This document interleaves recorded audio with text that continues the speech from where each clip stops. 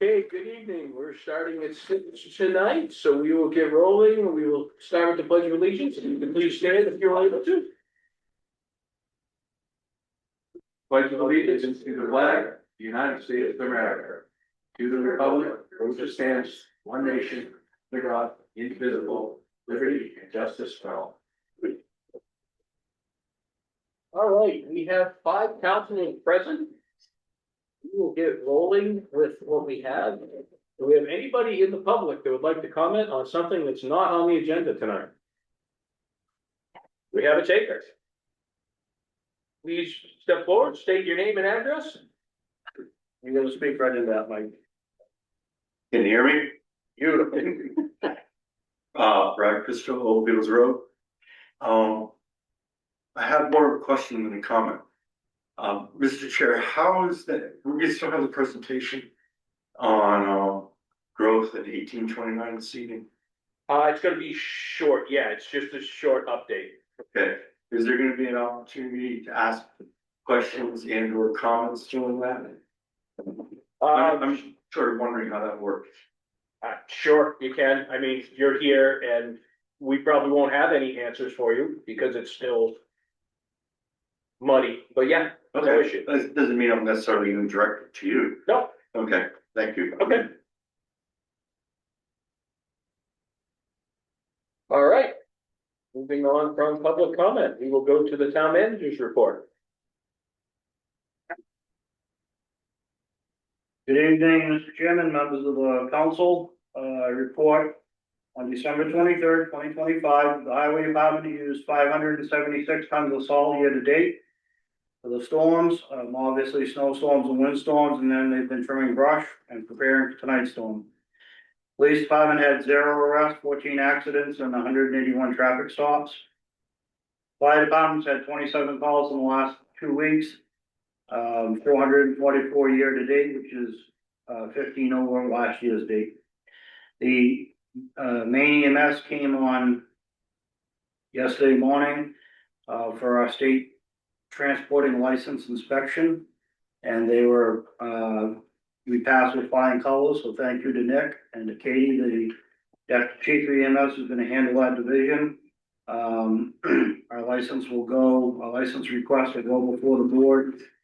I think the meeting January 7th, and then we should have a license issued shortly thereafter. And then at that point, we're able to go live as a transporting agency to back up York till the contract's over, which is July 1st.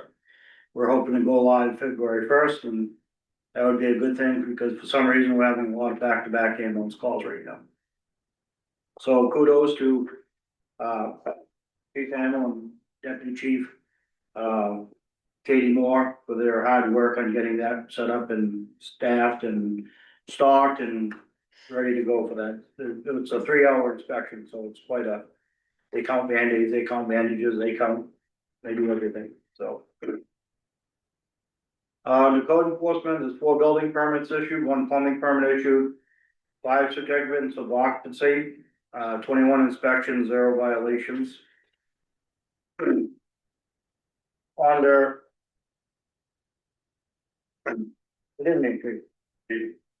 Under planning and economic development, the Sunrise County Economic Council, which is in Washington County, is offering a free credit class to help small businesses, and anybody can contact Kyle Brown, the economic developer and planner. The downtown intersection project is finally ready to have its virtual meeting in January. DeCal is working on a date with MDOT now, so we should have that soon.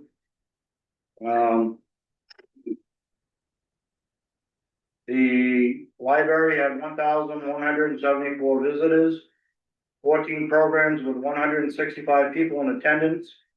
The winter gear swap was a great success. Many generous donations of winter gear, and 35 people came to the swap days to get items.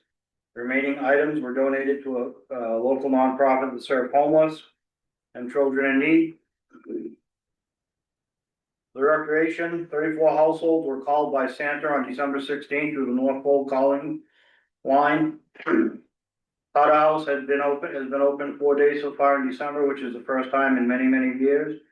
And the ice rink continues to see a lot of use and is very successful. People are very happy with that. The senior centers, the senior center Christmas party was on December 17th. 80 seniors attended the celebration, which included music, lunch, and the reading of The Night Before Christmas. Under the assessing, the real estate transfer analysis, Main State report has been completed. This reports to the state of Maine sales, assessments, and ratios to the state for confirmation of our ongoing certified ratio, which is what we use to set the mill rate and the interest. I'm estimating that we may not have to do an updated value this year to maintain our 100% certified ratio. So for the new councils, if we drop below 80% or 90% on our ratio, on a certified ratio through the state, they make us do a reevaluation to determine, to get back up. A reevaluation of like certain properties in town to get our property value back up.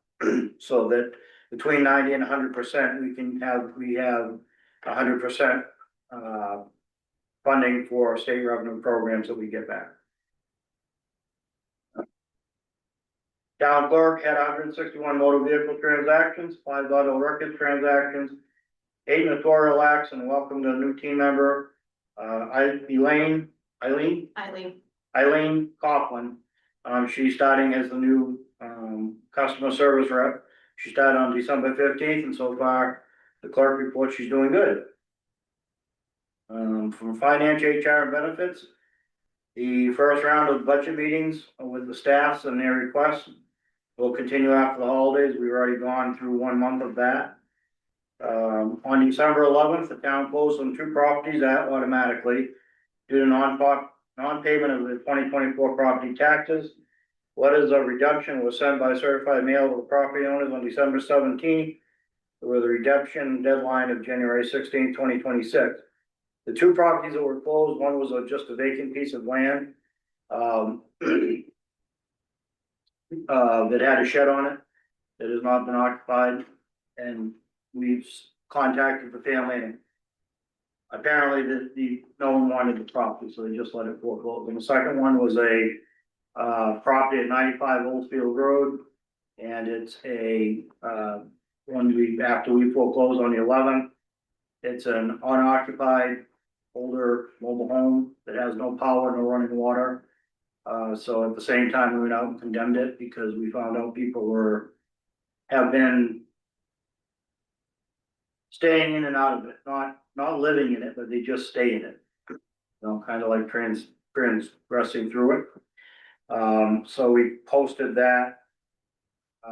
It is for sale on Zillow, but that's, again, so we sent the redemption letter to that person. No one was evicted from any properties, no one was kicked out of any properties, none of that. Under admin, we had the weekly town hall renovation team meeting. We signed the recommendation letters for electrical demolition and abatement. Met with the sewer department to discuss renovation plans of the building. Brownfield meeting with Paul DiCarlo. We had a meeting today with Charter Brothers Superintendent, Fire Chief, Code Enforcement to finalize what they need to get the building permit, which is they'll need all the permits submitted from that we should be receiving from the fire marshal's office, including electrical, plumbing. We got the building permit. So now we're just gonna wait for the electrical and the plumbing piece to come back, those permits, and then they'll fill out the permit application for the code enforcement officer. She'll review that with Nick. Nick has to sign off because on the fire marshals, they approved the permit with one condition, the upstairs meeting room, this meeting room, because the issue was for the amount of people the room can hold, we don't have enough exits for the building. So when we had originally agreed, we would downsize that number when the project's done to downsize for the enough exits. So Nick just had to do a letter for the volume of people that we're gonna narrow it down to for the fire marshal so that they could see that variance. And that, I believe, is all I have, and I'll entertain any questions. Do we return the RTA for the elevator as well? Yes, I did Okay. that one, because I had majority on that one. Alright, yeah. I have held off on the HVAC, so, Yeah, that was still in flux. right, so that will be on the next agenda on Monday. Just so you know. I think, this whole foreclosure thing, which I've been harping on for a year, I wasn't sitting here. I'm just wondering, like, and I know you don't have the answer now because it's all in flux, but, I just think this process of like, when we foreclose on properties, what do we do with the properties? How much of it falls on us to like determine what to do with the properties? Do we need to get appraisals? It's just, it's a mess. And, maybe our town attorney should weigh in, or MMA or somebody at some point, so we, Well, they will after, so the law is very clear right now. Right now, they have a 30-day redemption where the person whose name was on the deed last can pay the taxes, then we give them a quick claim deed back. okay, So that's the first step. all right, After that, then the state statutes start to kick in. Along with, we still have home rule for our town ordinances, so we still have some stuff in our ordinances. But yeah, after that, it would be, we wouldn't do anything without, okay. contacting the attorneys to get clarification. So, Anybody else? Tim? All right, moving on, council member comments, Joel. Yes. Got a few tonight. First one, I want to say thank you to the South Berwick Food Pantry and the South Berwick Police Department for putting together holiday baskets for those in need in our community. That was wonderful to see. Our assessing department also shared information on the town's Facebook page about tax relief information. This has been a topic I think many of us that were interested in running for town council have heard a lot about. It really focuses on property taxes. So I'd encourage members of the community to reach out to them for more information. We also are having discussions internally about doing a session, kind of a question and answer opportunity with Verna Sharp, our town's assessing agent. We're looking to potentially schedule that in the new year to provide transparency to the South Berwick community. Another topic that has come up is something else that I heard when I was running for this position is the ability to provide people the option to be anonymous when they do vote at events that we had last week and at the large voting sessions like the school budget last year as well, providing a way for them to keep their vote private while also moving the votes through at a proper pace. So we're having some discussions internally to see if we can potentially find a balance to that to give everyone something that would make them happy. And that's it. And happy holidays, Merry Christmas, everyone. Excellent. Mallory? I don't have anything tonight. Paul? Yeah, a couple of things. A number of years ago, the Great Works Regional Land Trust and the South Berwick Conservation Commission would run a Great Works River Cleanup Day. Probably it was about 15 years ago. It was the last time they did it. I have a lot of interest in trying to reinvigorate that concept and idea. I was walking through the town forest a few weeks ago with my wife, and there's some major blowdowns which have resulted in unbelievable amounts of trash and tires and debris that are just basically damming up the river, which is actually a really beautiful river to kayak and canoe and fish and whatever the case may be. So, unless the council objects, I would like to go to the next Conservation Commission meeting and start talking to them about how we might sort of try to do that again. It usually happens around Earth Day or whatever. I think it's important, and it's just a gorgeous place. So that's one thing. The other thing and I've mentioned it before, I do want to start thinking about trying to get together on a coffee Saturday, council member, 2 council members, or me. And it might be me and a bag of donuts, I don't know, but I think I would like to try to start doing that. I have checked with Kennebunk about how they do it. I'm gonna talk to them some more, but I would like to try to do that maybe starting in February at some point, or late January, February.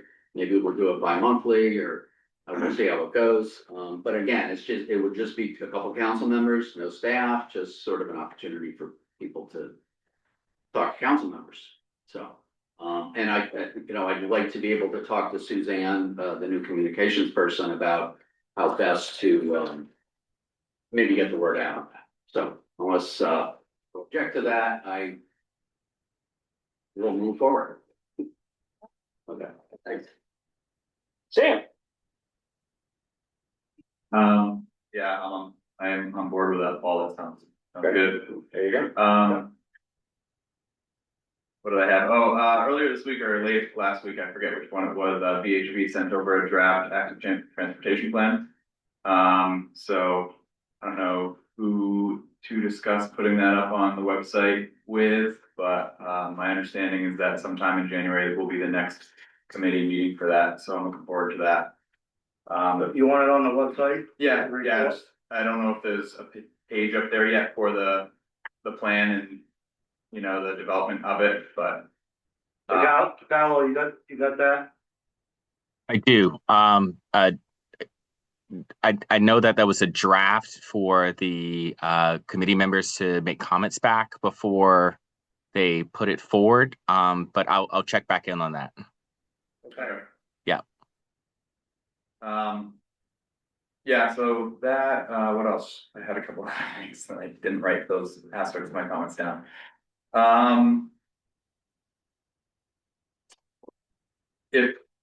Just a comment related to getting the packets, I know this one particularly, it was a big packet, a lot of it was just, yeah, contractual stuff related to the grant from the police department, but nonetheless, I believe it's good to have a thorough review of that, since I sent, based on our attorney training last week, it's not, it was called performative to approve these grants, accepting these grants, but we are in fact, in my understanding, binding the town by doing so. And that would be binding the town to the requirements of these grants. So, just in the spirit of trying to have as much time as possible to review these applications, if we could try and get stuff that's gonna be on the agenda a little more in advance than, you know, the Friday before or Saturday or whenever it was uploaded. I think I first saw it on Saturday. That would be, Well, we've always uploaded stuff 3 days before, Friday the date. Yeah. So we put the agenda to get time for everybody to get stuff in, who's ever getting stuff in. Could be contractors, could be DeCarlo getting a PowerPoint. So we have a deadline of Thursday at close of business, and then Friday morning, she starts to work on the agenda, puts it all together, so. And we try to get it out Friday for a 3-day public notice. Do you wanna change that notice to another time? and it may not even be so much, you know, the date on it's 12/3, so obviously the information was available. Maybe if it were known that it would be coming to our table, you know, if say it was signed or received 12/3 to 12/15, I think was another date I saw on that. It'd be nice to have it just as soon as possible so that we can do a thorough review and not feel pressed or to cram to read this packet like I felt the last couple of days. You know, obviously not opposed to the time that's required to review this stuff, but if we could have more time to do it, I think it would provide a better feedback mechanism to everyone. Okay. So like on big contracts, if you want them earlier, if you can get them early. Yeah, I mean, on anything, and I think this just comes back to, you know, open communication. Well, Stuff but that we're. yes, it does, but to argue that point, with all respect, sir.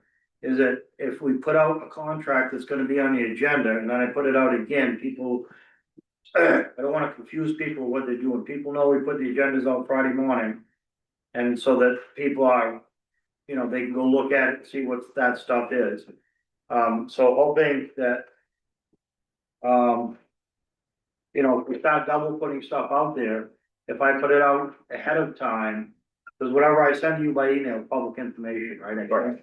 I can't do that, so. I'm looking for ideas and thoughts, how do you wanna do it? Do you wanna? We've always just done it on, you know, put the stuff in the packets on Fridays, that gives you the weekend, Saturday, Sunday, Monday. Look at stuff and then. I just, I'm of the opinion we need to have very clear rules on this topic. We need to have very clear direction for the staff as to what needs to be communicated to us ahead of time and what falls into the Friday morning push. I think if we start dancing in this, like, well, this maybe we need to get early and this, like, we need to have very clear direction. I don't have any ideas for what that direction should be, but this is a change and I think we need to be very clear on what the expectation is for staff. And I suppose the sort of, and this is obviously not a decision for today, perhaps, but if there were to be something that is coming to us, I mean, this, and this is just an example. I know it's nothing against this particular item, just as an example of how I felt having, I think it's like 60 pages or something in front of me to read and digest and not have any mechanism by which to give do my own due diligence besides Google and stuff like that, and then make a decision on Tuesday night. And I went through it. I am comfortable with it in this particular case, but I can just see this being a reactive council in that things may come to us and there's a press to make a decision right then and there, and that 3 days really isn't enough. I mean, we are all volunteers here, we're all committed to this town, but it does seem like a short time frame for reviewing stuff like this. So there is an option for you already, which you're, I fully recommend folks to use. So if you get something like this that you don't feel you've had adequate time, when it comes on, we post it on Friday. You go through the weekend, if you arrive on Tuesday and you haven't had a chance, you don't feel you have adequate time, you as five councils have every option to table that item until the next meeting to say, I'd like to get more information from the manager or from that department head that's got this request. I'd like to table this till the next meeting, and that's no problem either. That's a better way for us, because then that tells us, okay, it's putting it on hold for a minute. And then you can go through and give us the information, as a body, what additional information you want, or you can have a discussion about it that night and say, I don't have enough information and I feel like I'd like to table this. That's the other option of which, Say we're For sure. trying that with a couple of Yeah. contracts. yeah, we do try to, if there's big stuff like the comp plan or something we try to push it out. I try to push stuff out ahead of time, like a week or two if I need you, but like this. This just looked like a regular grant that we've gotten frequently, whether I've had experience with in my time. So I know you guys folks haven't, but again, there's always the option if we push it out there of you folks saying table it till the next meeting so we can get further discussion. Absolutely. I also don't want to make that a modus operandi per se, because then we are just tabling things, you know what I mean? So, to that point, just a comment, I wanted to let you know my feelings on it, and, I mean, it's good to know that, obviously, motion and voting to table is an option in a case like this, but, it's, again, the primary point is earlier communication, I believe, is better. I'll try to do better. I'll try to get it out. If there's anything bigger than I think is more than a couple of pages, I'll try to get it out to you folks as soon as possible. Thanks. Can I have something? Okay. I agree with Tim's suggestion that we can always kind of push something to another agenda, but there will be times where we have to make a decision in a short period of time. That's part of our jobs, where we have to make a decision where we're not gonna necessarily feel like we're equipped or we have all the information or all of the time, and we have to make hard calls. And I agree, this is one we can totally table for another time, but I just wanna make sure everyone's aware that there's gonna be times where we're not gonna be able to do that. Okay. Anything else? Okay, Oh, I'm good, thanks. all right, I touched briefly on this prior to us, Sam and I were just talking back and forth. We met with the attorney last Wednesday, went over some rules, we're still gray in some areas. I'm still of the fact of all of our business needs to be done here. Understand sending stuff out in email is there, but if one counselor answers back, that is now conducting town business. So try to just keep it to meetings or something other than stuff we're gonna be discussing on the agenda. or possible thoughts for the agenda. I don't want us to get down that road and get us in trouble. It just, we'll start off the new year right. We will just communicate what we need to communicate, anything that is pertaining to agenda items, our thoughts on agenda items, anything else. Please just wait till we get here, and we'll put them all out here in public, and we'll go down this road. I promise I won't get upset about being blindsided, because I should know about anything coming down the road from anybody that sends anything out. It's even as simple as, scheduling a time. There were a couple emails from a couple of counselors today looking for times. That's great, but again, scheduling time with the council for a meeting with a state rep is still conducting town business. As weird as it sounds, it's still conducting town business that we should do here. So we'll just try to do everything at the tables, keep everybody happy, keep us out of trouble. Other than that, wish everybody a Merry Christmas, a happy and safe New Year. And we will move on to approving the following minutes. Sam, yes, I'm sorry, Mallory? I have an edit for these ones. Okay, I said, I think Sam did too. Okay. So I'll let whoever wants to make that. What edit do you have? It's, town council meeting to public hearing, Costello to Costella, and then he to she. Thank you. The he to she was mine. There's a paragraph referencing my comments, and I would just like to be captured as a woman in the public record. Thank you. All right, so Okay, which one do you want to make this? I move to approve the minutes of the December 9th public hearing with the following amendments. In the first sentence of the minutes, strike the words town council meeting and replace them with the words public hearing. In the councilor comments section, under Councilor Flingstrom's comment, strike the word Costello and replace it with Costella. In the same section, under Vice Chair Cook's comment, strike all instances of the word he and replace with the word she. Thank you. Second. We have a motion and a second. Any other thoughts? All right. Moving on, we will vote on the public hearing, town minutes. Sam? Aye. Paul? Aye. Joel? Aye. Mallory? Aye. I vote aye also. Motion passes 5-0. Moving down to the Board of Assessors meeting from 12/9/2025. Mr. Chair, I'll make a motion to adopt the Board of Assessors meeting minutes from December 9th, 2025 as written. Second, any comments? Good. We'll move on to a vote. Sam? Aye. Paul? Aye. Joel? Aye. Mallory? Aye. I vote aye also. Motion passes 5-0. We'll move on to the town council minutes dated 12/9/2025. I move to approve minutes of the December 9th regular town council meeting with the following amendment. In the first sentence of the minutes, strike 6:44 PM and replace with 7:44 PM. All right, I'll second that. Any comments on the town council meeting minutes? Hearing none, we'll move on to vote. Sam? Aye. Paul? Aye. Joel? Aye. Mallory? Aye. I vote aye also. That motion passes 5-0. Moving on to the special town meeting from 12/16/2025. Mr. Chair, I'll make a motion to adopt the special town meeting minutes from December 16th, 2025 as written. Second? All right, we have that. I'm sorry, I have a question, about the motion made by Richard Bernier, did he actually make that motion? I don't know. I think you motioned the previous question, which I think is. I remember, Ryan Crosby throwing up a recommendation to, on the, Oh, you're right. I think that the but I'm not The motion- comfortable saying that for sure, because I haven't gone back and looked, but, the motion to call the vote was definitely Ryan Crosby, right. but Rob Bernier did do some.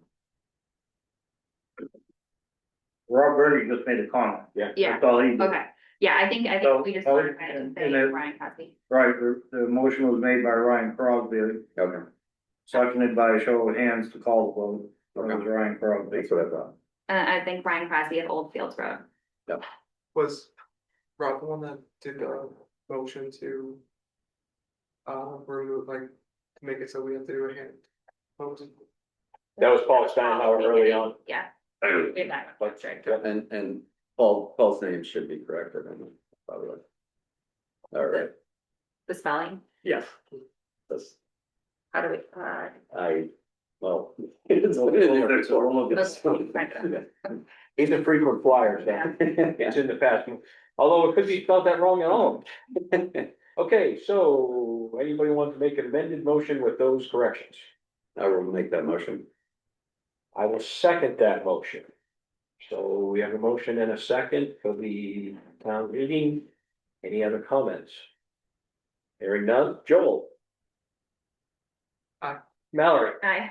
Paul. Throw me Sam. off there. Aye. I vote aye also. Motion passes 5-0, just making sure everybody's I'm aware. in trouble. All right, let's move on to the treasurer's warrant. Mr. Chair, Mr. Chair, I'll make a motion to sign the treasurer's warrant dated December 18th, 2025, in the amount of $141,352.47. Second, we have a motion and a second. Any questions on the treasurer's warrant? Hearing none, we'll move to a vote. Sam? Aye. Paul? Aye. Joel? Aye. Mallory? Aye. I vote aye also. Motion passes 5-0 on the treasurer's warrant. Moving on to reports and presentations, we have growth areas and 1829. Any believe DeCarlo's gonna be up? That is me. Good evening, everyone. Sorry I'm not there in person.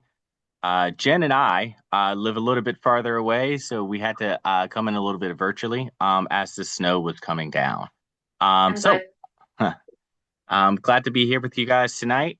Give me 1 second, and I'm going to be pulling up my my presentation and sharing my screen. Give me 1 second.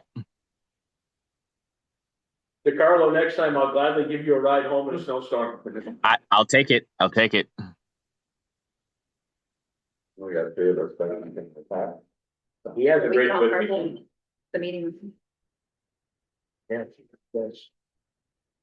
Don't be so real bags. An apartment downtown. So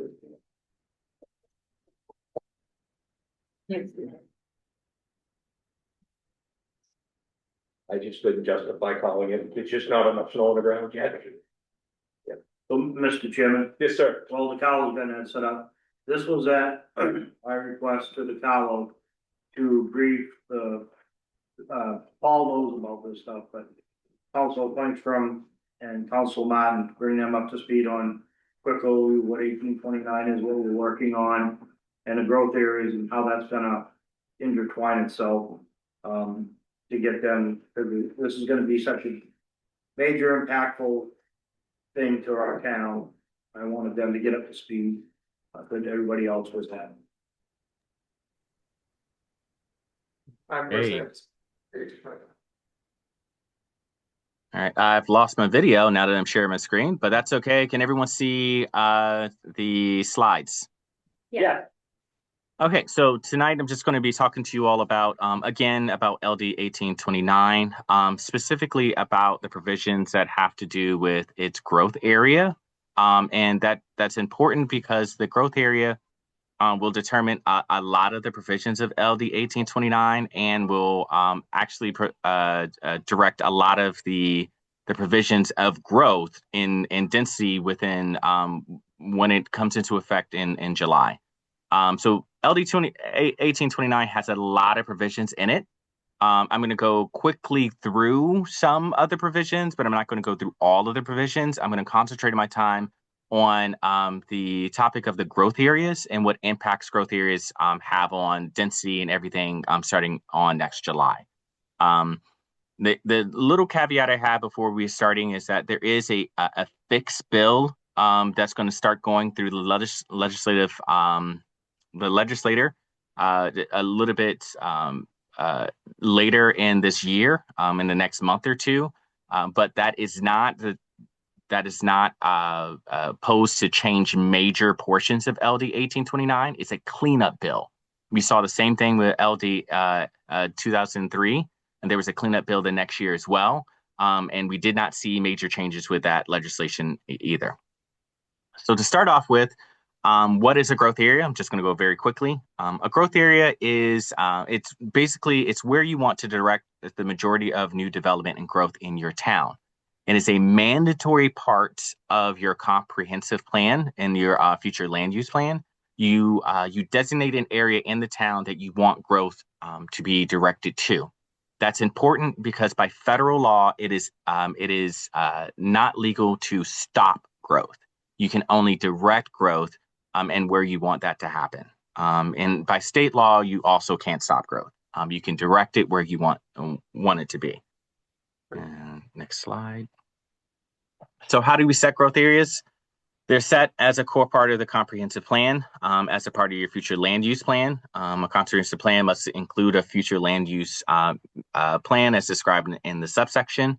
And one part of that is your growth area. So in our comprehensive plan is actually the last page. There's a map and it shows your growth areas. And I've had that growth area actually put up to our GIS. And so that's actually one of the layers in our GIS now. So you can actually see, not only the outline of the growth area, but you can go in and see what's on the ground today and what areas are, what neighborhoods and what zones and et cetera, are in your growth area. So you can see a little bit more interactively how that actually is playing out on the ground. So what is LD 1829? It's a state law passed in July of 2025. It's effective next July 2026. It changes the structure of many state land use provisions and the ability of local municipalities to control some certain land use provisions. It doesn't change all of them, it only changes certain ones. So what I like to say about this is that your land use provisions is a system, and by changing the system, you have to now pull different levers to get similar outcomes. So the goal is to increase housing stock to address connected issues such as affordability. But more than anything is trying to address the labor issue of Maine, where the housing prices are very high and the cost of labor that people can pay for labor is not as high for those people to afford homes. So land use provisions are one of the how to get to the goals of the comprehensive plan. And we use those very often. And one of the requirements and land use law is that your land use provisions have to be consistent with a comprehensive plan within 2 years of passing a comprehensive plan. And so that's why everything goes back to the comprehensive plan in the growth area, because everything is linked to that long-term plan.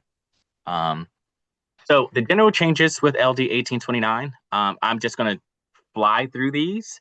But later on, I will recommend having a workshop and other meetings about individual provisions, and you'll see why it's packed with stuff.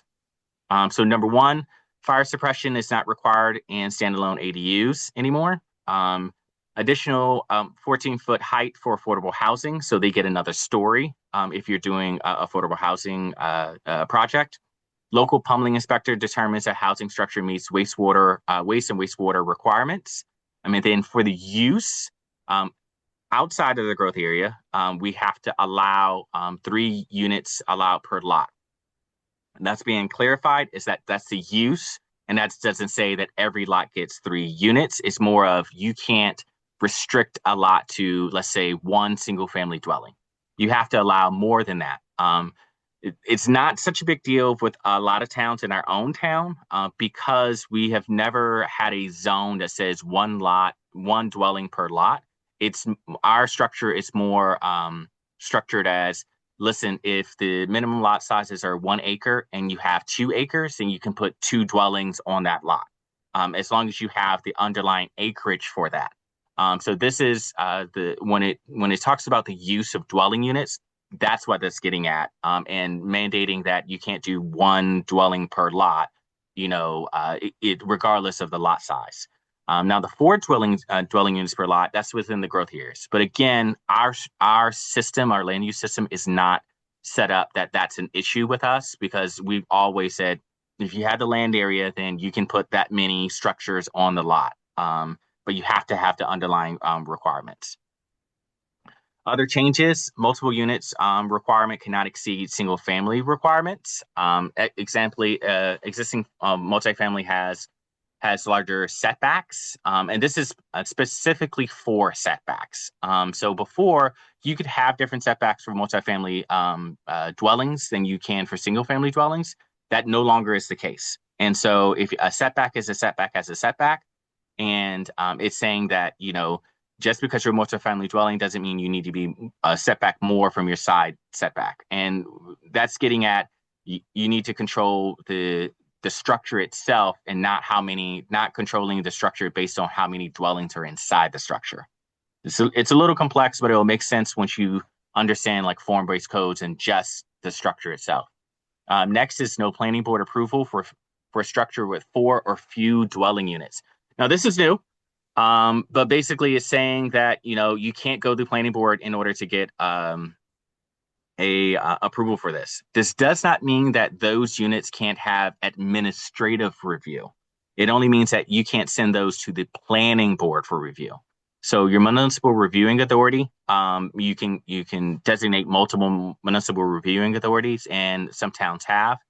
And so that gets into a little bit more detail that I would say for a workshop.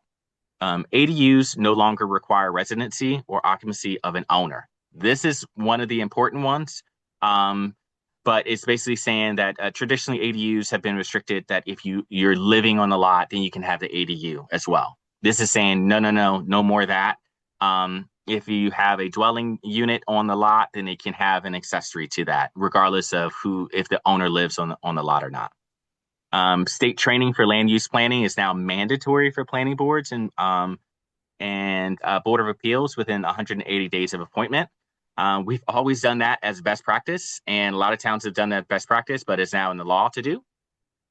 And then subdivision within the structure now 5 or more instead of 3 or more. And so that's why it goes together with the other one that says no planning board approval for 4 or few dwelling units. It's giving some relief to dwelling units inside of a single structure. Now, the growth area changes, and the whole reason why we're here tonight, the whole reason I am here tonight, you guys have other business to do, but this is the main reason I am here tonight. So number one is that there's no rate of growth ordinances that are allowed in growth areas. So you cannot put a rate of growth area ordinance in a growth area anymore as of the law today. Well, that means that you can't put a quota of we're only going to approve 10 dwelling units this year, et cetera, et cetera. Next year, we'll see where we are. The next is the dwelling unit per square feet. This has 2 components. There is the lot, the actual lot itself, and there's the dwelling unit. So for the dwelling unit, this is what I'm going to go over first, is in growth areas with water and sewer capacity. The first 4 units is 1,250 square feet per unit. And then the next is 5,000 square feet per unit. So, and I always like to think of it in acres. So I was converted to an acre, right?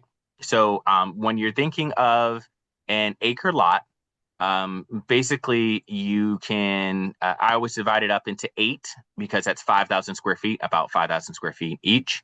And then it says that first 5,000 square feet, you can divide up into 4, and then the other ones you just get. The issue is that by state law, subdivision resets every 5 years. And so even though that first square is divided up into 4, after 5 years, those other 7 squares are also divided up into 4 each, which gets you to 32 units per acre. So we are looking at 32 units per acre in a growth area that has water and sewer capacity in our town. In growth areas with no water and sewer capability, it's about half an acre. So you get to 2 units per acre. And then you have the other provisions that outside of the growth areas with water and sewer capabilities, you again get up to, really it's going to work out to about 8 units per acre, but it's basically 5,000 per unit for the first 2 units. But again, you reset every 5 years. So you're getting up to 8 units per acre over time. So that's what you're really looking at. The reason why these numbers are really important is because of how actually development is done, because the subdivision is done first, right? And then buildings are built after the approval of that subdivision. So if you are doing it in a very clever way and dividing it up into basically 11 units per acre to start off with, by time you get done building that first 11, you can go back and divide the other lots again and get the 32. That's just how long development takes to do, and that's how you get to 32 very, very quickly. And that's why subdivision resets every 5 years and why that provision is really important. Now here, I'm going to talk about specifically our growth area. What you're looking at on your screen today is our GIS. It's publicly available. Yes. I'm sorry, I have a question on our earlier slide. Sure. Can you go back for a hot second? Yeah. Okay, I just want to make sure I totally understand what you're saying. So you're saying that based on this, if we have 1 acre, initially be divided into 11 units, and then 5 years later, that could then grow to 32? Correct. Yes, correct. Yes. And then the language on here that states specifically water and sewer capacity or capability. Yes. I guess hypothetical question, like what if our water and sewer department does not, what if there's no there's no capacity, no expansion, like how does that get folded into the implementation of this?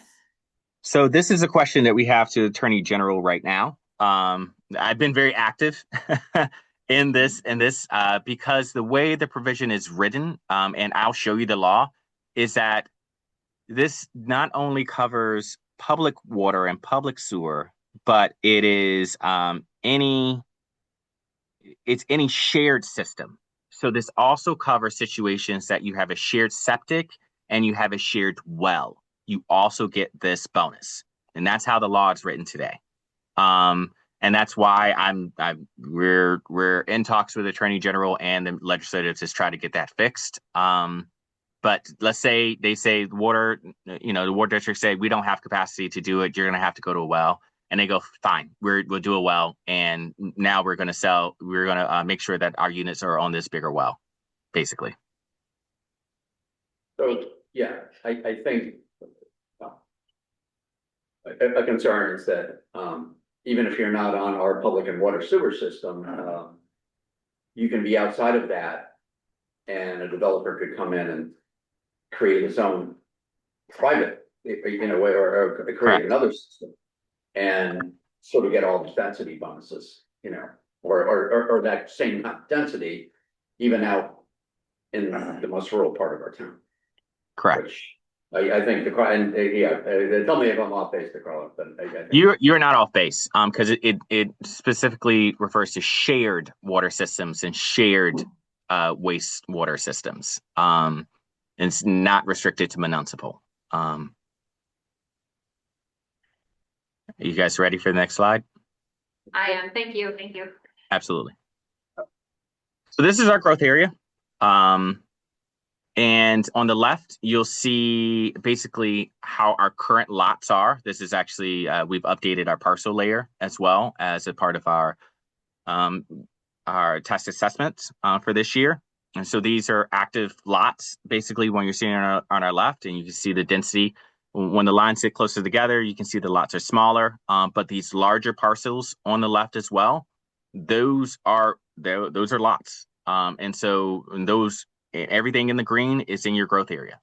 So some of those large parcels are over 100 acres large.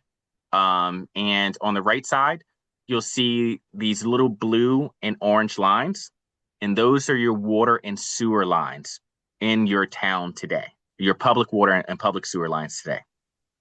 And you'll see that even the larger parcels, they're not too far away from your public water and public sewer lines. And so that is one thing.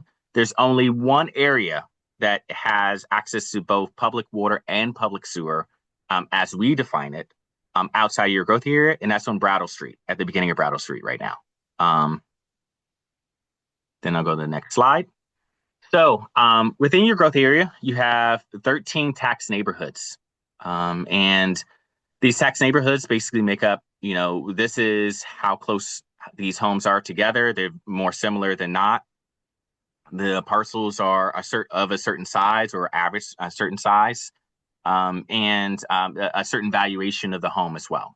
And so we use that as a starting point to say, okay, we can start to think of the density in this area and the development in this area as a certain type. Basically, it gives you a starting point.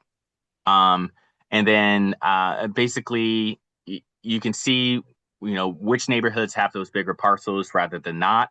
Which neighborhoods are which you would consider already built out on a normal basis.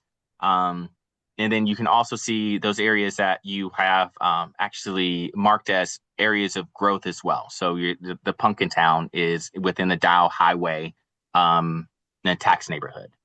Your downtown area is a dark green all the way on the left, but it's encompassing a lot of that. Your Bittersweet neighborhood, which is a more recent subdivision, and then you see Agamemnon's Estates. So you can see all these neighborhoods already, and this is also publicly available in our GIS. And that gives us a basis to start doing some type of surveys. And that's actually at the planning board level right now. We're discussing how we're actually going to conduct these what's called synoptic surveys to understand how the structures are situated. What you also can see is that within you have some mixing up here. Is that like because you have these large parcels within your growth area, you can make decisions based on that. And you can make decisions on one, if you want to keep it the same. And if that's the case, you don't have to do anything at all. However, if you think some of these neighborhoods should not be included in your growth area, you can start discussing, in a larger swath, and you don't have to go parcel by parcel, basically on if this area, if this lot should be in your growth area, or is it, or if it should not be in your growth area. And that's why I'm showing that here today, and I have all that information and names of those neighborhoods readily available. So what do? One, we remind ourselves it is not legal to stop all growth. At the state level and the federal level, it is not legal. Moratoriums have a maximum of 2 years, and that's a moratorium on our actions. It's not a moratorium on others' actions, it's a moratorium on our actions. So a moratorium would be not allowing new dwelling units. You can't say, hey, we're going to put a moratorium on the state's actions. That it just doesn't work that way. And their purpose is to allow time to adopt new laws. And that's why a moratorium exists, that you can stop doing something until you're ready to do it and you have the provisions in place.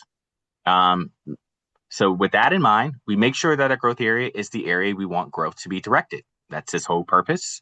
And we understand the implications of the decisions. And with that in mind, I would recommend a deeper workshop with yourselves, so you all can really understand all the intricacies of these provisions, but also some type of community meeting. So the public is invited in and they can ask questions, and we can, at least myself, I can talk directly with them on the information that we have and we don't have, and things that we can and we cannot do.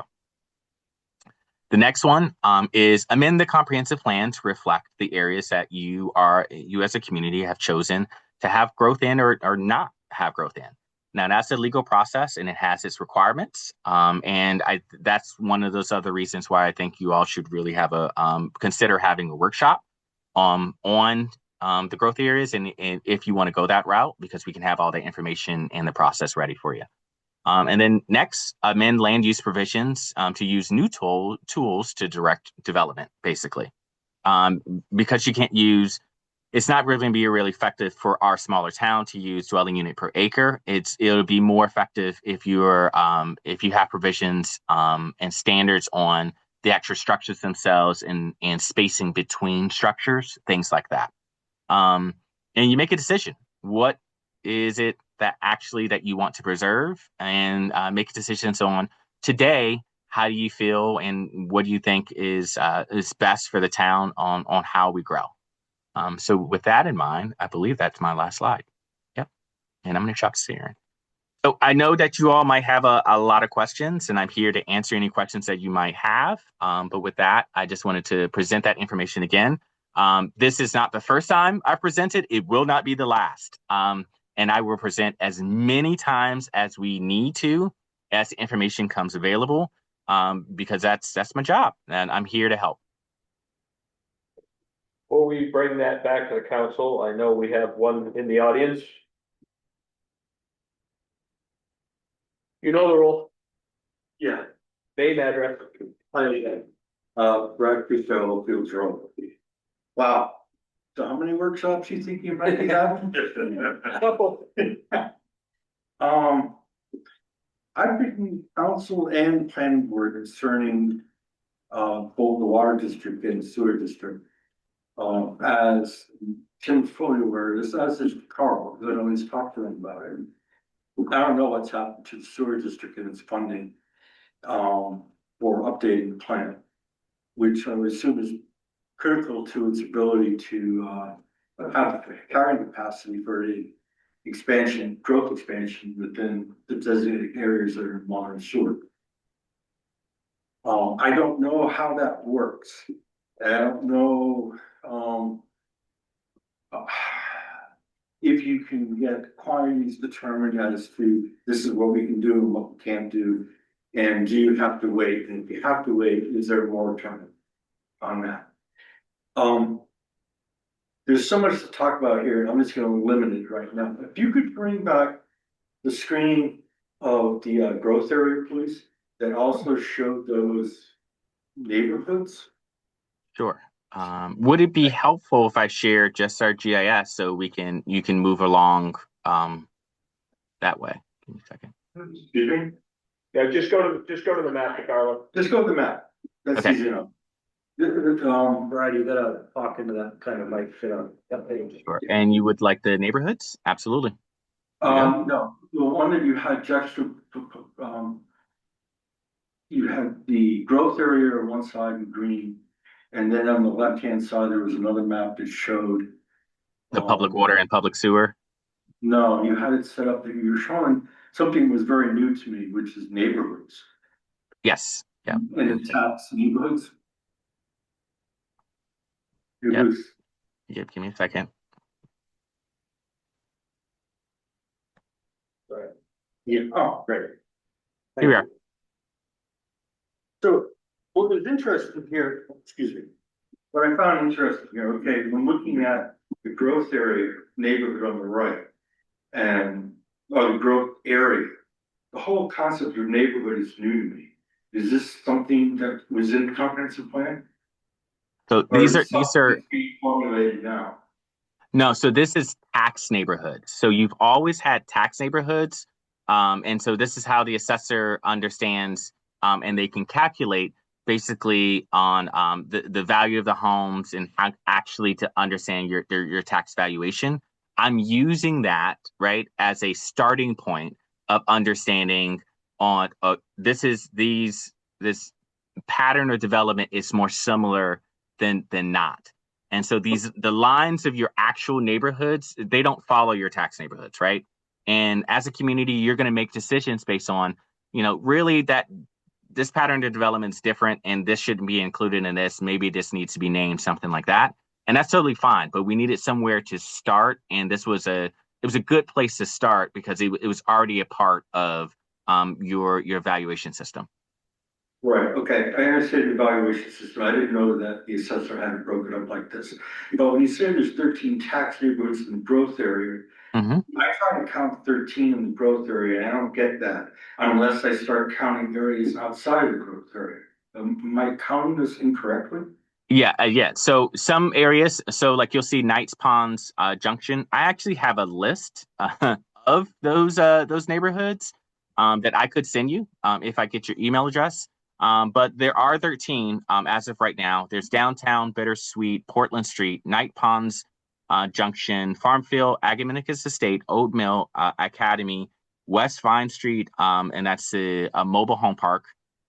Liberty, Upper Vine, Farmgate, Dow Highway. As you can see, the growth area goes down. Parts of West Dow Highway as well. Yeah. And of course, I'm fascinated by the southwest urban area that I find myself living in. Yeah.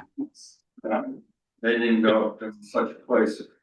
I'm not going to take up too much more time here because clearly there's a lot of workshops that need to be done. And I don't know when the planning board is going to be talking about this at their next meeting. So they're going to start talking about how to do synoptic surveys. So that's not changing anything. That's literally just understanding what is the pattern, aka how far are these structures or homes away from the edge of the street. How far are these homes away from each other, right? And so that's information we do not have right now. And that's information that we want to gather before you go any forward. You need to know what you have first before you can, talk about changing anything or anything like that, Right. So you have a basis, I get that. Yep. So the workshops will the planning board do as a workshop, or is it just be part of their meetings? And if they do have a workshop, will the public be invited? And then the same question for the council. Yeah. And so, Public's always invited to our workshops. Okay, Always. as you can imagine, there'll be a bit of a conversation about this. 100%, and just going back, which you had brought up the sewer department to us prior to. Yes, We did reach out to the sewer department and we got told, no, thank you.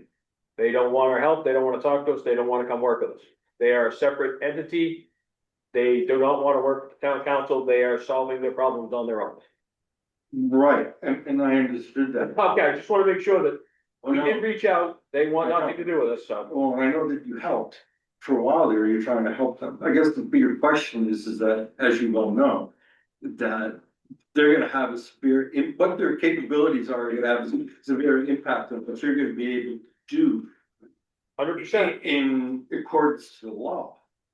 Yeah, have fun, thank you. agreed. Mr. Chairman, Yes, sir, make a comment. please.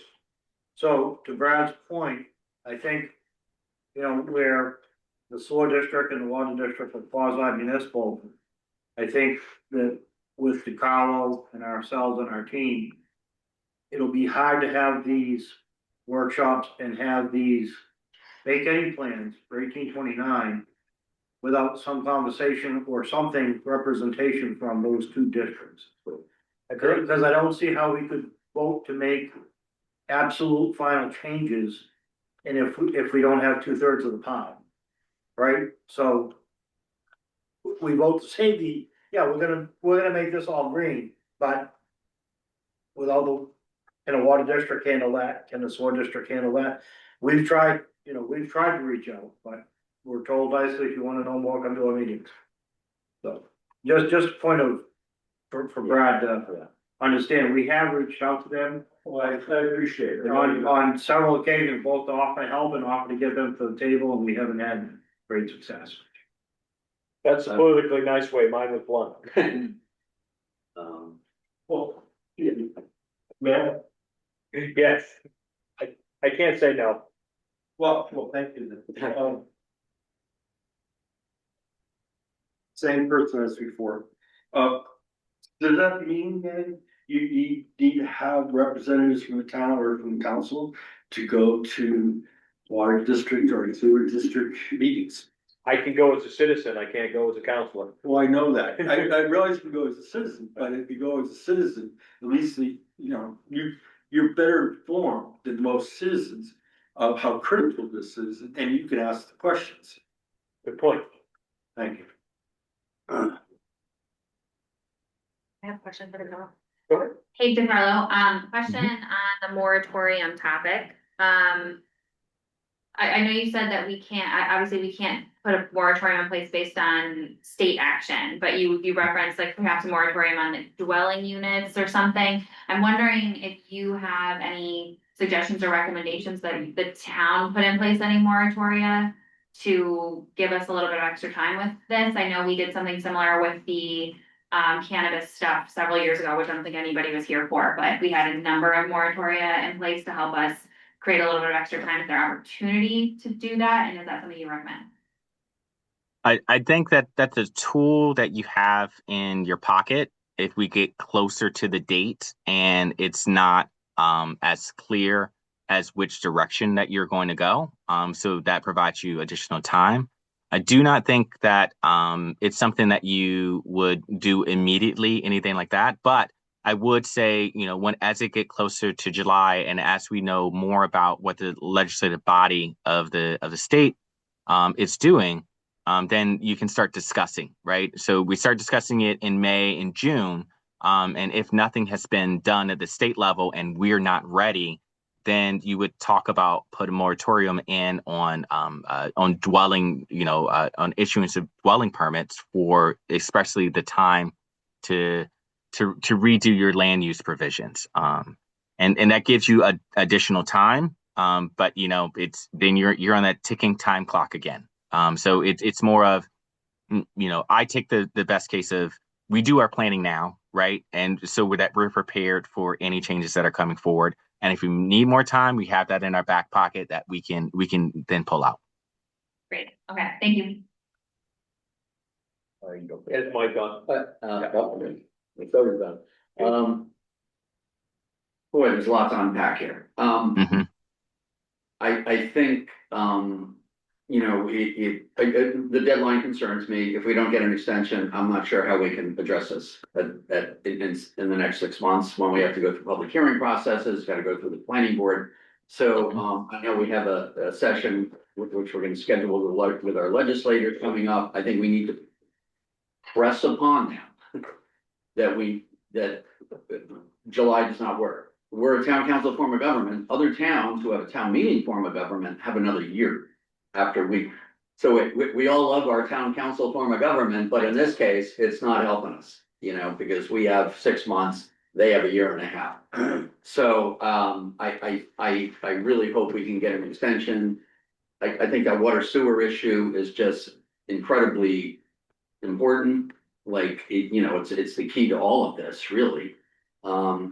And, you know, I'll just say a couple of other things. I mean, you know, I think when, you know, and again, I was involved with this comprehensive plan when we set up these growth areas. I think that the feeling at the time was we did not have enough room within the downtown and surrounding areas to actually accommodate future growth. There weren't a lot of large parcels. We did not know that this legislation was coming around. Mhm. It's changed the entire ballgame. So I think I mean, I am, you know, all in on having DeCarlo try to figure out how to, you know, shrink our growth areas, make them more reasonable. And the other thing I'm gonna point out is, you know, this whole concept of this 1829 does not, it's like sort of like trickle down economics. It's sort of like the more housing, you know, it doesn't directly address affordable housing or workforce housing. I mean, it just says if we create enough housing or more housing to this degree, then that's gonna drive the price of housing down.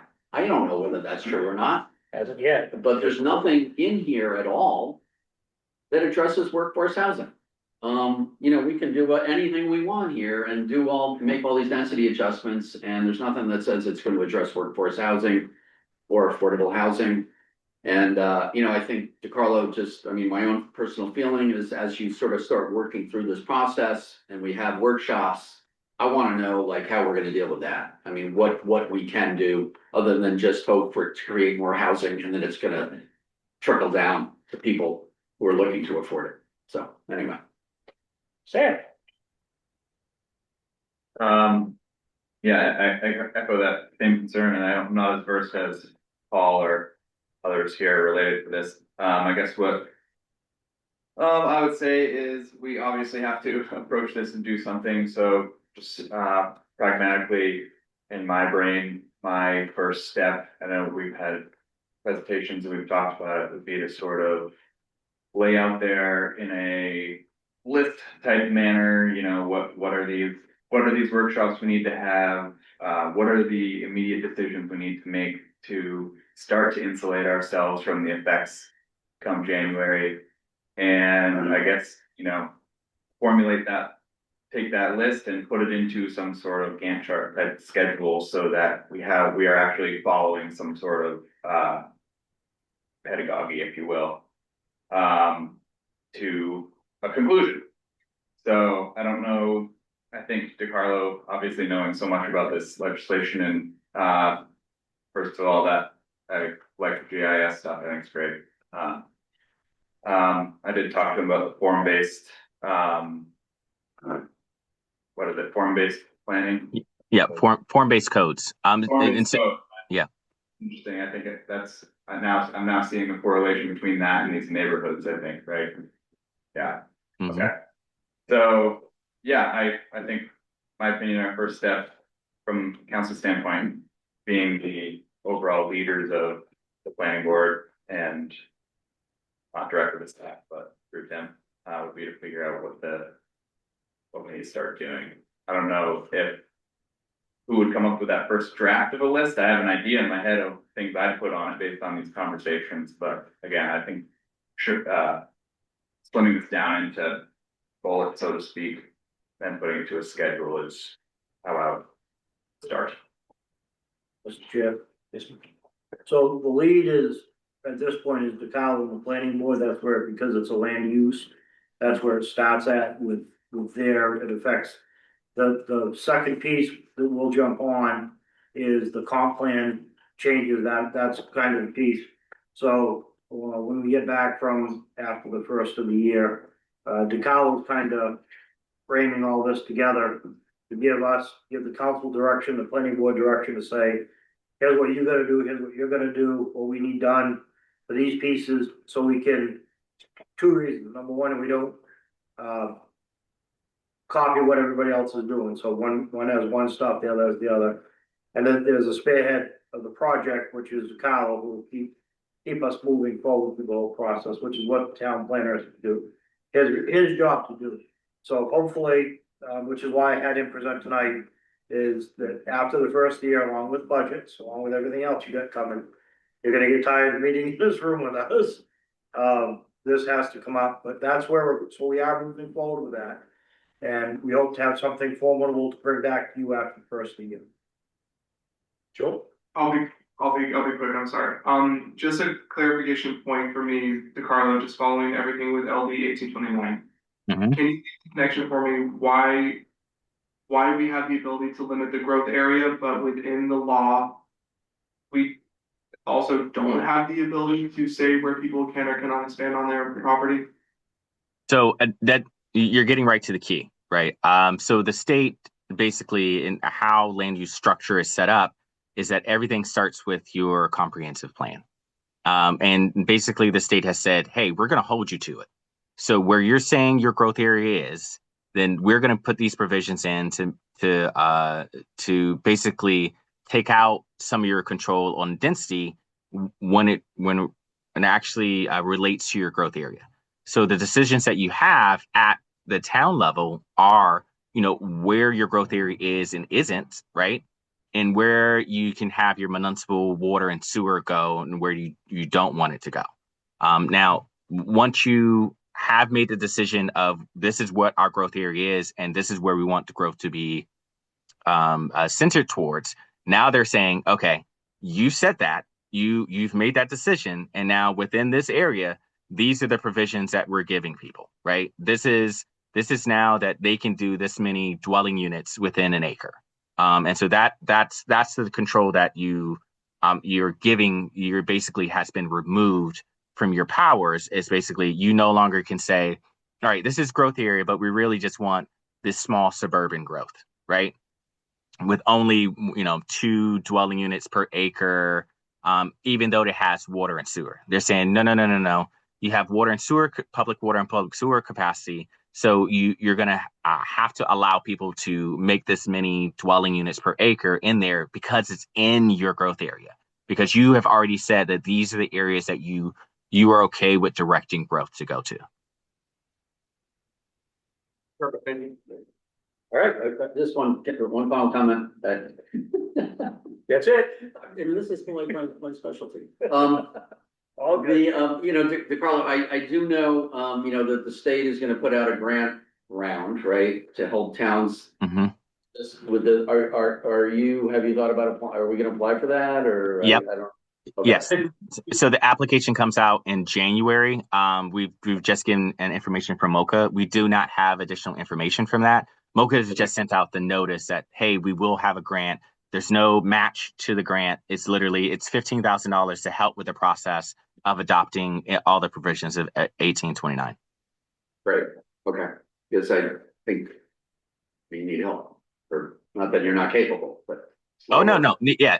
As you, Paul, as you well know, in making even an amendment to your growth area for one person it's kind of a task. Yeah. Yep. The last piece on this is for especially the new councilors. Start adding all these AD units. The first thing that DeKalb told us, they took out general fire suppression requirements. no sprinklers, and you start putting these buildings close together on Young Street, there's no parking requirements, so they don't have designated parking. They only required to have one parking spot with an additional height of 14 feet. And then you start bringing in all these ADUs, which increases the population. Beyond all the stuff we're talking about, there'll be an increased need for fire, rescue, police, and all those additional services. So this is a huge, massive impact, not only for water and sewer, but also for municipal delivery of services. Just keep that in mind. And the school, can't forget the school. All right, moving on from that, DeCarlo, thank you for that, awesome stop, and drive safely to your living room. Absolutely. Thank you all for having me. Thanks, Carla. All right, moving on from there, unfinished business number 1, town hall renovation update. I don't have anything, Mr. Chairman, other than we got the permit from the state fire marshal's office.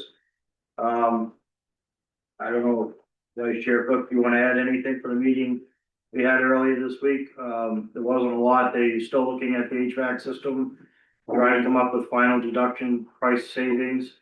Was there anything else that jumped out at you that you? Would just add from an internal perspective, there's been conversation about us, weighing some options for an owner's rep or clerk of the works, that's something that will be coming for the council, soonish. I think there's some things to work out there, but I think that for me was the big takeaway that Yep. was important for this meeting. Well, I know you missed the meeting, but Yeah, I would only just add that I think I mean, got a couple more containers out there and their site offices set up inside downstairs, so.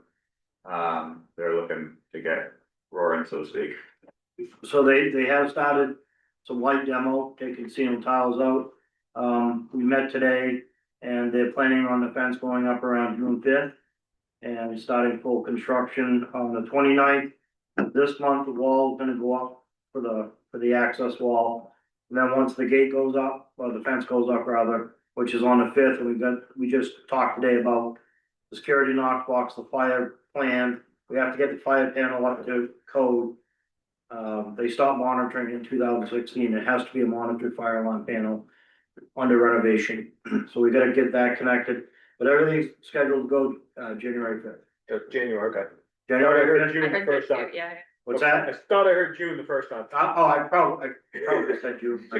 We just lost 6 months, So, and my last thing, would you consider, please, Mr. Chairman, moving up the national traffic safety grant to get the police chief out of here? Only if he cleans off my car before we leave.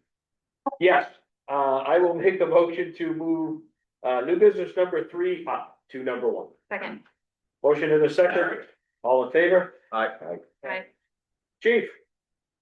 Good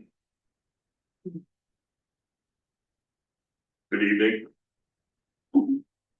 Probably don't need this in my voice, but, so I'm here today to be putting for, it's actually, I have to make a correction, it wasn't the National Traffic Safety, it's actually the Maine Bureau of Highway Safety. They came to us and asked us if we would like some grant money to put on some speed, details or overtime details. They awarded us $11,953.50. Of that, we are going to be given $99,562.80 with a $2,390.70 matching fund. The matching fund can be used right out of our traffic officer now. He has to work, I did kind of a little bit of math out, and he works 70 hours and that'll cover that matching fund. All he has to do is fill out the form required by the Maine Bureau of Highway Safety. And that money, his shift can be used as part of that money for the matching funds. And nothing will be cut other than the overtime area. That's the only budget line that the money will be coming from, but we will be getting that money back in next September.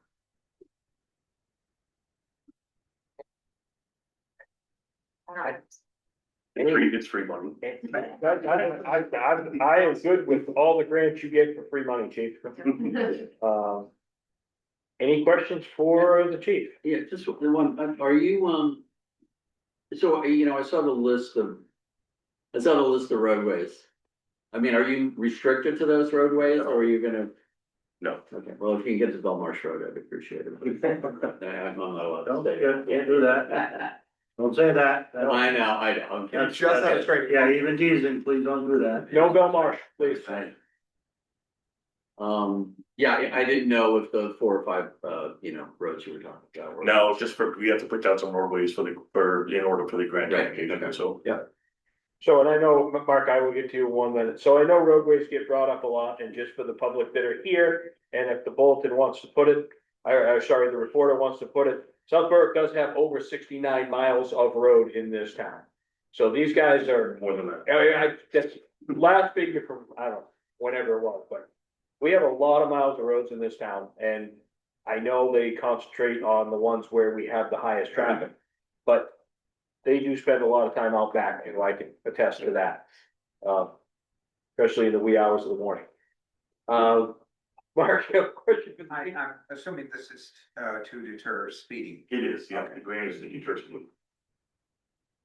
Anybody else? Yeah, I just had a question. I'm not sure if you were able to read my comment that I emailed. Just related to the high visibility aspect of the patrol. And what that means to you. I know what it means to me. I gave my opinion there, so I was just curious. For you were talking about the constant cruise lights being correct. I'm dead set against it. Do you have any rationale as to why? I do, I have this, and I also have some, I talked to a psychologist because we're thinking about more about this, and I have those notes as well. Okay, I want to fully go on record that I am dead set against this option as a permanent basis. I do understand the premise behind the constant steady burn cruise lights while driving around for public relations. And we do utilize that option on special events such as Halloween, Pumpkin Man, Strawberry Festival, some storms. But for everyday patrol, this is exceptionally dangerous. The danger involves officers being seen from a further distance, giving the opportunity for unsavory to set up an ambush on the officer. The beacon for disaster is what a steady burn blue light is. There's a loss of tactics as a steady burn cruise lights remove stealth and surprise, especially when rolling up on a domestic situation or even in surveillance mode. Are we supposed to surveil a potential drug house with our blue lights on? It's a question. There's only one reason for a steady burn cruise lights while patrolling, that is just to be seen. We drive fully marked patrol units, and the lettering and the graphics are all nighttime enhanced and reflective. They promote police presence from a shorter distance. Another premise for a steady burn is that it deters crime. But what it actually does is allow the officer to be seen coming from a mile away, so the offender may hide until the blue lights go away, and then continue on with their criminal acts. In 2025 so far, the Fraternal Order of Police has released that 56 officers were ambushed from January 1st to July 31st, 2025. That number is currently much higher. Patrol officers were ambushed and those numbers are increasing. California, who has the steady burn, but they only use one auxiliary light, is the 3rd highest state for officers to be ambushed. We do not have the option for one steady light, as our cruise or steady burn lights are 360-degree coverage. I will not subject my officers to be ambushed or see the dangers of motorists pulling over for absolutely no reason other than be more visible. The police department teaches classes at the senior center. Berwick Academy, we have National Night Out, where we invite the public and there's a large crowd that arrives. Strawberry festivals, our officers stop by at local businesses and other departments to be seen, and questions can be asked as part of what I call Project Mayberry. We are a border state and see many motorists operate through town to travel further north. My concern is not with the residents of town ambushing the officers of South Berwick. It's the thousands of other vehicles traveling through on a daily basis that no one knows that who they are and take an opportunity to ambush and then get away. Simply driving around with constant blue lights or steady burn is also very dangerous for motorists, as most operators witness blue lights coming and immediately pull over to let emergency vehicles pass. This will become very confusing. It will only add to the motorist vehicle crashes and complaints. On a winding road, Embry's Bridge Road, for example, this is extremely dangerous for an operator sliding into a ditch or pull over, slowing the movement of traffic to a standstill for no other reason than to be seen. How do we explain to a young operator that they slid over because we are mandated to have a steady burn? How do we explain this to a parent or a loved one? The very few states utilize this option, and the states that have this policy are western or southern states, where the crime rate is steadier than the town of Selkirk. Our crime rate here in Selkirk is very low in comparison to many other towns within the state of Maine's border. In conclusion, the steady burn lights or cruise lights will only hinder the police, will not only endanger the public, but the officers of the Selkirk Police Department. This concept is not proven to work from various states. It only leads to public confusion, tactical disadvantage, and driver distraction. I am not against the use of steady burn in events like Halloween or Strawberry Fest, as there's a large number of pedestrian traffic, and we limit the scope of when the use of steady burn cruise lights, excuse me, is being utilized in a controlled environment. The other option we have is, you ever heard of Moth the Flame? Or Moth the Light? So what happens is you get a fatigued driver or an intoxicated driver, and their vehicles will go towards the blue lights. With blue lights traveling around, they're targets. So that would be the same as any other oncoming headlight. No, blue lights are different. And I could go on to that too, because it's a second to get my phone. No, it's okay. I mean, I understand your opinion now. Yes, Yeah. absolutely. And one note about California being third highest, it's also extremely populous. Correct. So it makes sense that one of the more populated states would have a higher rate of crime. As pertains to the traffic patrol themselves, and I see where I totally understand that if you're in a situation where you're trying to go to a house where you're not trying to be seen, that you wouldn't want them on. That totally makes sense. Right. I do have a concern, like I said in my note, like we left this meeting last week and it was dark and I was on 236 near Cumbies and I did not even see that police car on the side of the road until I was literally at a point where if I had gone any onto the shoulder, I would have had to swerve or I would have hit him. And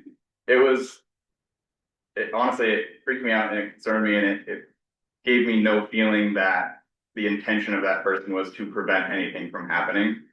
It was just to catch someone in the act. And I think my interpretation of the intention of the grant is to prevent these accidents from happening. And in order to do that, you have to prevent speeding from happening, not just cite it. Correct.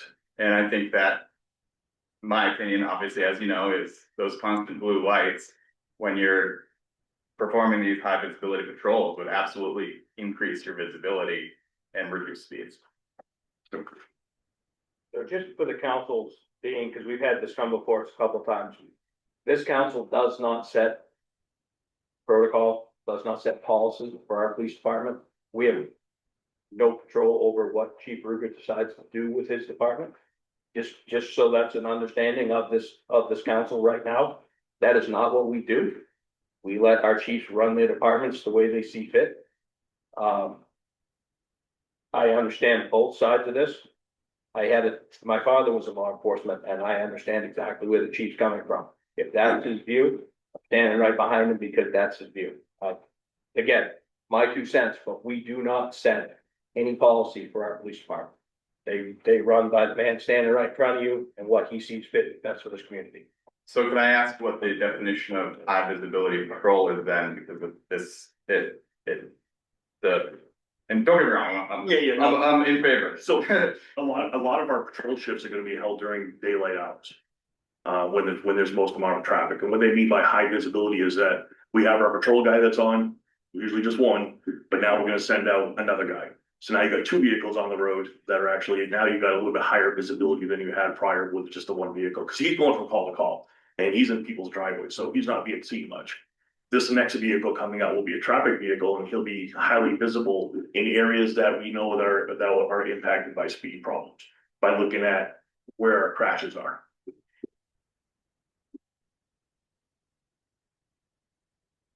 I'd like to make a motion to accept the grant as proposed. Second. We have a motion and a second. Any discussion? Need any more detail on that motion? What's that? We need need more an amount? detail on that motion. They should have the amount in there. Well, I had the. I would like to make a motion for the South Park Police Department to accept the grant of $11,952.50. Second. We have a motion and a second. Any further discussion? Hearing none. Sam? Aye. Paul? Aye. Joel? Aye. Mallory? Aye. I vote aye also. Motion passes 5-0. Thank you, chief. Thank you, Chief. Please be safe going home. It's slippery out there. All right, moving on from there, we will jump back up to food truck cart application. Sam, take it away.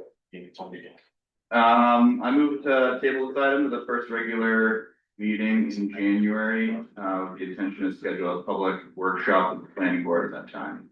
I second that. We have a motion and a second. Is there any discussion on that? We're discussing the nature of the application with the planning board. I don't agree that that's a necessary step that the council needs to take to have a Right. workshop. I don't agree that the council needs to work with the planning board to review an application. The towel is on if you both wanna ask me a question. Yeah. I mean, can we address any questions that are on the table this evening?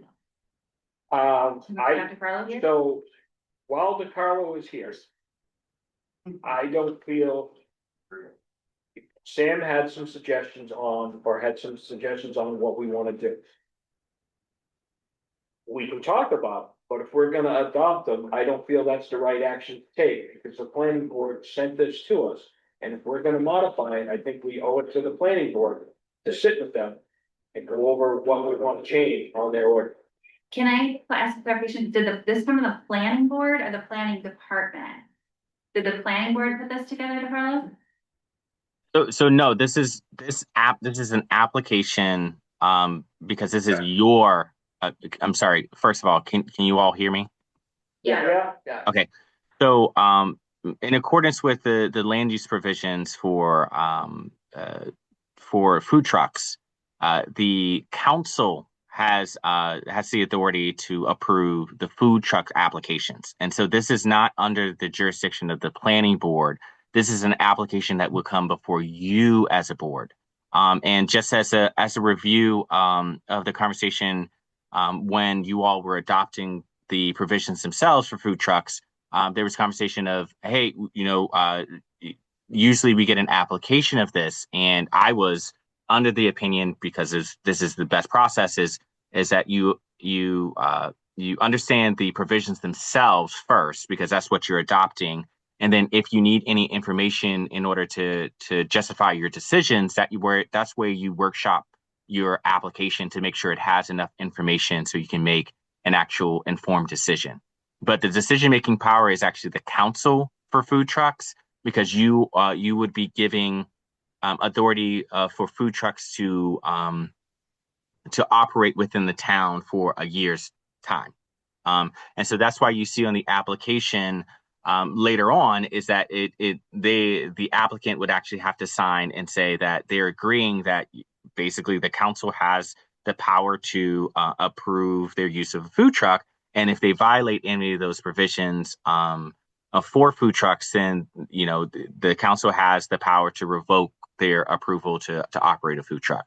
The difference between a land use application and a food truck application is that a food truck doesn't operate on one piece of land, right? A food truck is mobile, and that's why this normally doesn't go to a planning board, because their purview is use of the land and use of parcels. And a parcel wouldn't actually be applying for a food truck license. It would be the operator of the food truck who can be mobile and be around town. So this is more, you don't have business licensing in the town, or this would have just went under business licensing. And so this is kind of a analog to a business license for a food truck to operate, or cart. Okay, yeah. The council the prior council approved, I mean, was a zoning change, correct? I mean, we went in, you Correct. guys approved it. Yeah, You know, I think I'm with Mallory. I guess I'm not clear on why we need to have a workshop to go over an application. I mean, we have applications for. So- the, But this is a Coordinator. brand new application. And that's all I'll say about that. Simply either shoot this motion down or amend it, which one? whatever's easiest. Okay, I moved, well, it's seconded, so I moved to amend the motion to table this item to the first regular meeting in January. Second. And the reason being, as I do have comments related to, obviously we need this application, we need something in place. I don't think that the time is of the essence at this point in time. I personally have gone through, I know obviously major site plan review is more intense, but I've seen that application and I've seen how a lack of information on an application can sort of misguide an applicant. I think South Berwick wants to become more business friendly, and these lower impact businesses that are transient and have the potential to bring more business to town, maybe even at some point transition to a brick and mortar if it's successful. We should use this opportunity where they are applying to work in our town as a way to show that we are business friendly. I think that the application is an opportunity to do that. It's something we can push out there. If there were a cover sheet included on that says, this is South Berwick, we just adopted this new ordinance, we are food truck friendly. This is the simple process that you need to go through to get approved. I think it's an opportunity, and I haven't had a chance to fully review this app. I know it's simple, but if we do it right once, then we won't be back here modifying it to try and make it better in 6 months. I think it will effectively communicate to the staff the intention of this ordinance. So you have a current motion on the floor, right? Did you get a second on that? We've got a second on tabling it until the next meeting, yeah. Alright. Any other discussion? Hearing none, we'll go to a vote. Sam?